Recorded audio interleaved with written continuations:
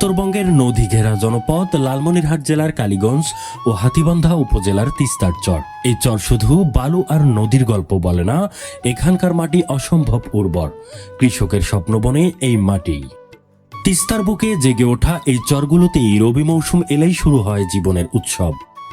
শত শত হেক্টর জমিতে ফলছে ভুট্টা, গম, আলু, পেঁয়াজ, রসুন, সবজি, ধান, পাট, এমনকি তামাকও। এই চরেই বহু কৃষক পরিবারের একমাত্র ভরসা। কিন্তু কৃষকদের সাথে কথা বলে উঠে এলো এক ভয়াবহ বাস্তবতা। গত মৌসুমে এখানকার কৃষকরা ব্যাপক হারে পেঁয়াজ চাষ করেছিলেন। স্বপ্ন ছিল ভালো ফলনের, কিন্তু বাস্তবতা ছিল নিষ্ঠুর। খারাপ ও নিম্নমানের বীজের কারণে লক্ষ লক্ষ টাকার লোকসানে পড়েছেন অসংখ্য কৃষক। ফসল মাঠেই নষ্ট হয়েছে, ঘরে ফেরেনি প্রত্যাশিত লাভ।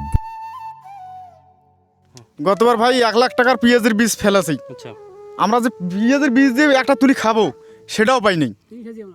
কিনে খাচ্ছি, সবগুলো হয় গোটা, পেঁয়াজ হয় না, শুধু গাছটাই হয়, খালি গাছটাই হয়, পেঁয়াজ হয় না। এটা কি বীজের সমস্যা? বীজের সমস্যা।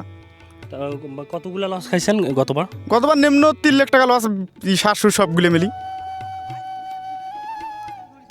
মোট 3 লাখ টাকার মতো লস হয়েছে আমার। এবার আমার জীবনটা খানা হয়ে গেছে।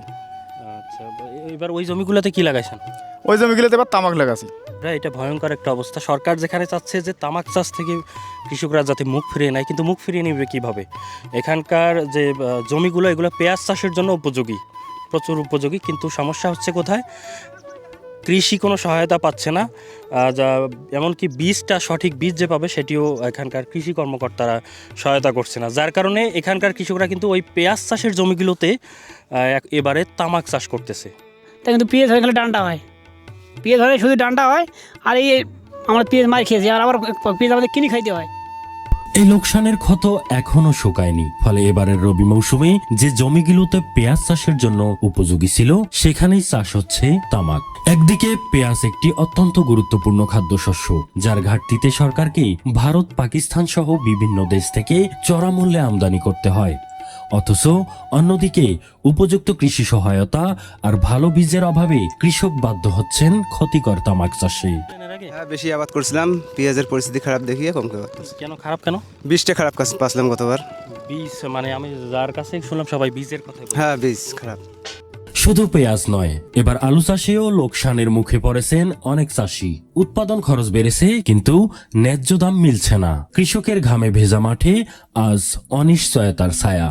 এখন আলুর তো বাজার কম, এখন দেখা যায় দিন আজ 400 হয়, কাল 500 হয়, ওদিকে 700 হয়, ফির আবার 400 দেয়। সেগুলি আনতে করে পোষায় না, কামলা খরচ উঠছে না। তো এখন সকালে এক বাজার করলে এখন আলু তুলে আর এক বাজার করছে, এখন কামলা খরচ তো উঠছে না।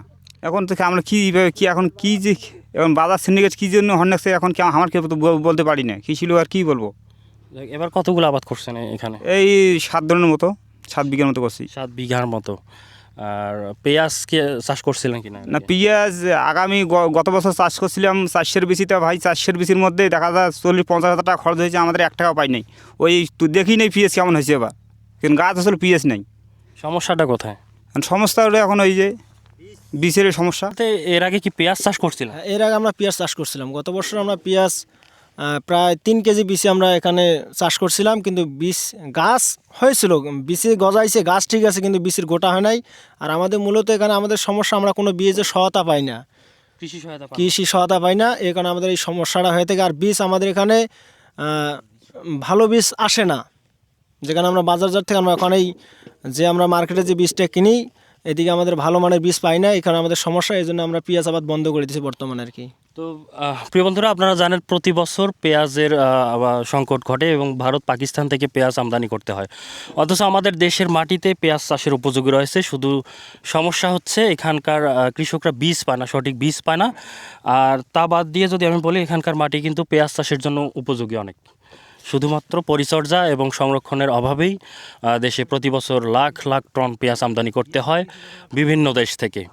তো এই মুহূর্তে আপনাদের মানে যদি পেঁয়াজ চাষে আগ্রহী করতে হয়, পেঁয়াজ চাষের জন্য কি কি সরকারের কাছে সাহায্য চাচ্ছেন?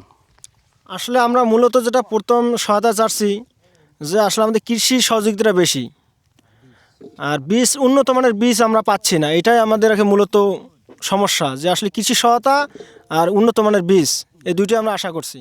প্রশ্ন থেকেই যায়, দেশের খাদ্য নিরাপত্তা যেখানে গুরুত্বপূর্ণ সেখানে কেন কৃষক পায় না মানসম্মত বীজ? কেন একজন কৃষক খাদ্যশস্য ছেড়ে ক্ষতিকর তামাকের দিকে ঝুঁকতে বাধ্য হয়?